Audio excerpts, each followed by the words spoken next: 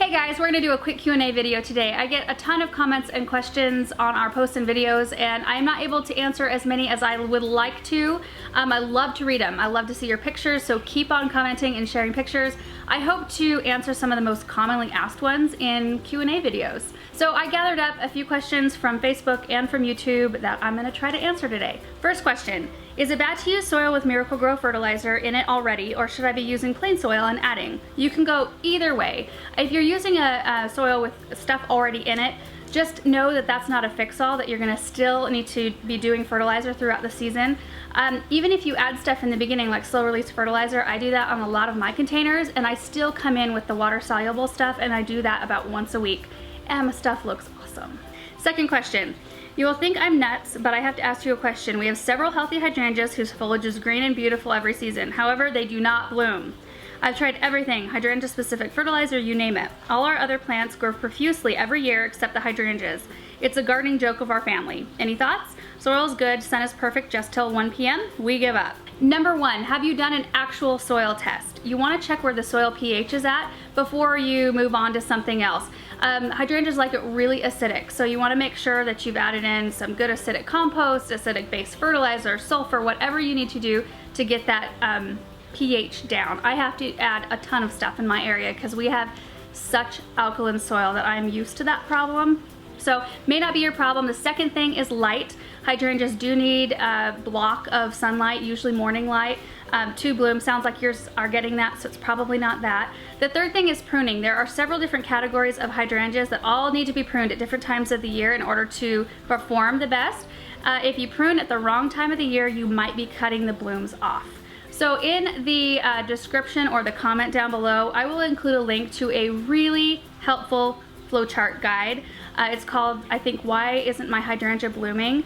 And you answer yes, no questions until you get to the bottom, and it'll give you what's probably going on with your hydrangeas. So check that out if one of these three things is not a factor.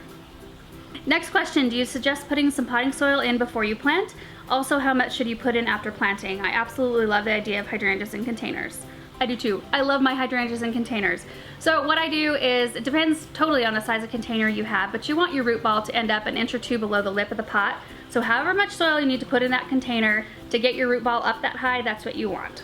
And then after you put your root ball in, you want to pack it in really tight around with nice good potting soil so that there's no air pocket. In the video where I planted the hydrangeas, we edited out a little bit too much of the video of me actually putting in more soil after I put the hydrangea in the container, and we got that question a lot. So I always add more soil in, and we will try to make sure that makes it into the videos from now on.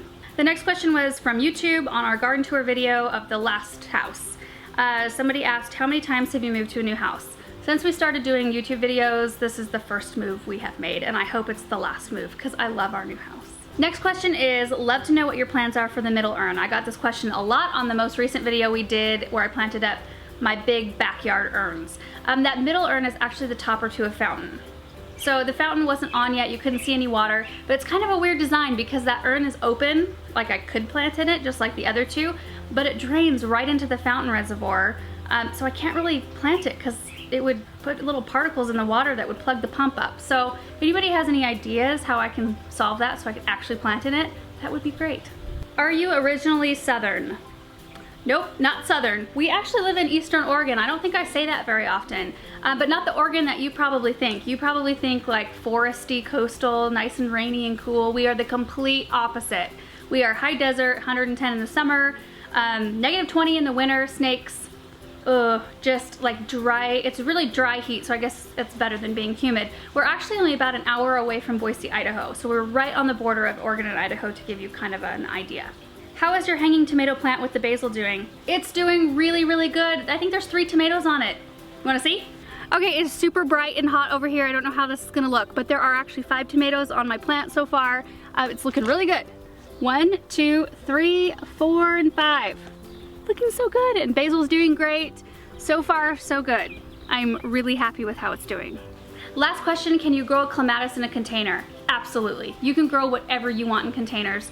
You may need to make some adjustments. There may be a little bit more of a learning curve, but you can absolutely do it. If somebody says you can't, just prove them wrong.